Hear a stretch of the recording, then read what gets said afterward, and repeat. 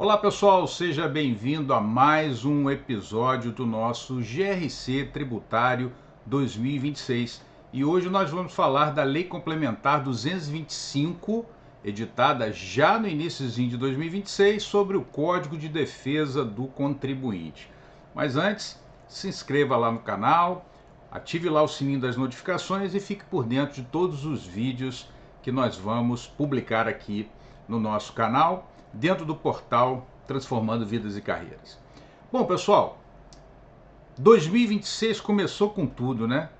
Já terminamos 2025 com um volume significativo de matéria tributária e já começamos 2026 com a Lei Complementar 225, tratando do Código de Defesa do Contribuinte. E aqui eu queria fazer uma ressalva, prestigiando aqui o nosso querido professor Adilson Rodrigues Pires, um ícone do direito tributário, que sempre falou que a nomenclatura correta deveria ser Código de Direitos e Deveres do Contribuinte. Bom, mas na verdade, essa lei complementar que traz o Código de Defesa do Contribuinte nem de longe se assemelha ao Código de Proteção e Defesa do Consumidor. Então, esse nome aí, apesar de equivocado, na verdade retrata o que de fato essa lei é. Não é um código de direitos e deveres do contribuinte, mas sim um microsistema especial incentivando a conformidade fiscal. E aí repare o seguinte, apesar dessa lei ter 58 artigos, ela não traz novos direitos e defesas do contribuinte, ao menos como novidade. Por quê? Porque os princípios da segurança jurídica, da boa-fé, da redução de litigiosidade, fundamentação dos atos, contraditória e ampla defesa, tudo isso já existe lá na nossa Constituição. Então, na verdade, esse diploma é mais para combater a sonegação do que propriamente outra coisa. Tudo bem, traz lá os selos, a conformidade fiscal. Então, essa lei, ela traz aí a conformidade tributária. Em síntese, é isso. Mas vamos lá, vamos fazer um apanhado geral aqui, rapidamente, sobre essa lei nesse episódio. Então, eu preparei um materialzinho aqui para gente compartilhar. Veja aqui o seguinte, ó, no artigo 1º e 2º, o que acontece? Essa lei demonstra que ela é uma lei nacional, estendendo a aplicação para órgãos e as entidades da administração pública direta e indireta de todos os entes federativos, de acordo com a competência e a capacidade tributária. Dá ênfase à representatividade judicial e extrajudicial, e vocês devem lembrar que, como competência e capacidade, leia-se aí fiscalizar, analisar processos administrativos, interpretar a legislação tributária e elaborar as normas tributárias infralegais, ou seja, os atos administrativos normativos. Lá no seu artigo 3º, o que essa lei ela traz? As regras de conduta para o fisco. E aí ela está embasada na segurança jurídica, na boa-fé, na redução de litigiosidade, na fundamentação dos atos, ou seja, tudo isso nós já tínhamos, contraditório, ampla defesa, prevenir fraude, reprimir a evasão fiscal e a inadimplência. Então, isso tudo é o que está lá no artigo 3º, são as regras de conduta para o fisco. Já no artigo 4º, nós temos os direitos do contribuinte ou responsável, segundo a lei, né? A lei quis primar pelo tecnicismo, né? Falando as duas figuras da sujeição passiva, do contribuinte e do responsável. Bom, o que traz lá no artigo 4º? A informação clara, o contribuinte ser tratado com respeito e urbanidade, ter acesso aos autos, retificação de dados, decisão em prazo razoável, sigilo e vedação de exigir custas e garantias prévias para exercer direitos nos termos da lei, ou seja, salvo lei. Reparem que aqui temos questões um tanto quanto subjetivas, né? Porque há acesso aos autos, a decisão em prazo razoável. A Ordem dos Advogados do Brasil sempre atuou de forma bastante contundente nessa questão para toda a advocacia, o que mostra que de fato existe a violação desses direitos do advogado. Apesar de que no processo administrativo não é necessário o juiz postulante, qualquer pessoa pode atuar no processo administrativo, não precisa ser advogado, mas desde que obviamente conheça a matéria. E no artigo 5º nós temos os os deveres dos contribuintes: agir com cuidado e diligência, boa-fé, prestar as informações, apresentar documentos, adimplência e cooperação. Talvez essa seja a parte mais nova, ou que seja a novidade, a cooperação.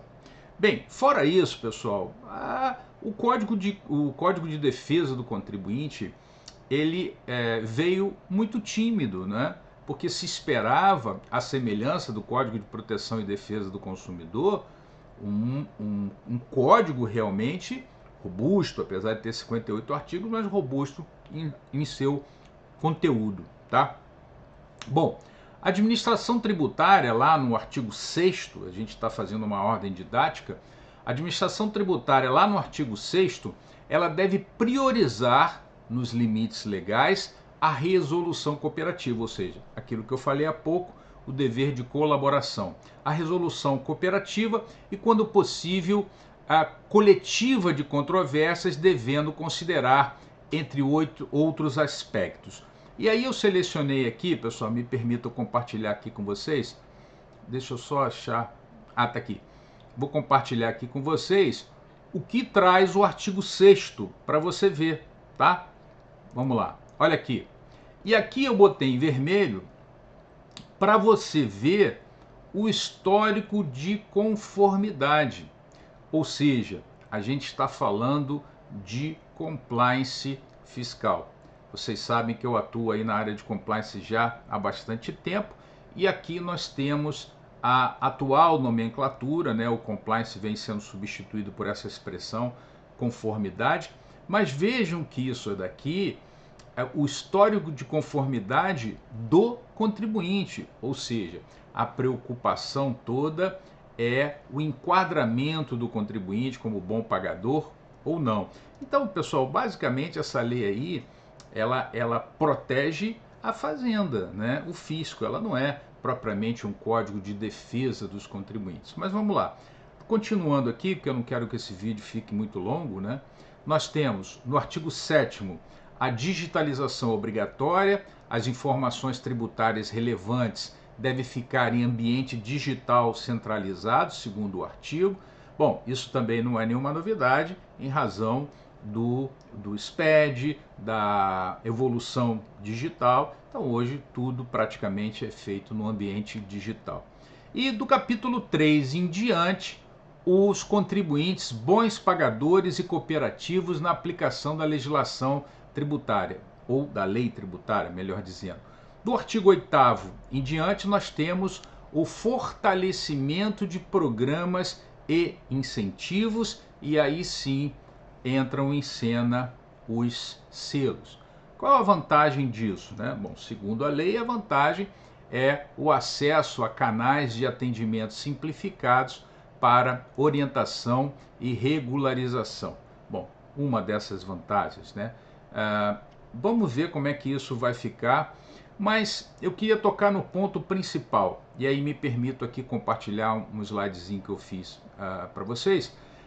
Isso aqui é o ponto principal da norma, né? Claro, os selos são importantes, mas isso aqui, pessoal, a tipificação do devedor quanto mais, lá no artigo 11, talvez seja a principal preocupação da fazenda ou das fazendas.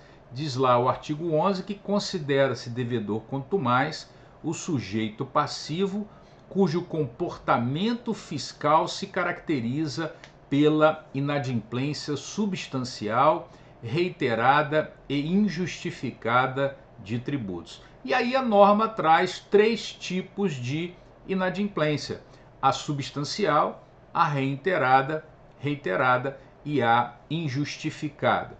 E também define critérios e cria consequências fortes, ou seja, restrições a benefícios fiscais, licitações, vínculos com o poder público e outras medidas, com processo administrativo e direito de defesa. Então, ao meu ver aqui, pessoal, esse é o principal enfoque desse Código de Defesa do Contribuinte, que nem de longe se equipara de fato a um código de direitos e deveres do contribuinte, mas o objetivo aqui é trazer uma norma de conformidade fiscal, principalmente tipificando aí o devedor quanto mais, e aí criando aí uma cena no sentido de que o contribuinte, o bom pagador, será prestigiado com base nessa lei.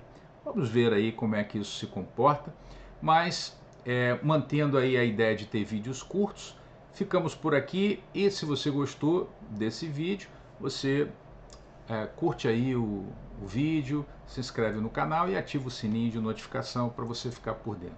E nós vamos iniciar também agora as entrevistas. Fique atento aí que vão vir grandes profissionais conversar conosco e passar temas super interessantes para o GRC Tributário 2026. Tchau, tchau, pessoal.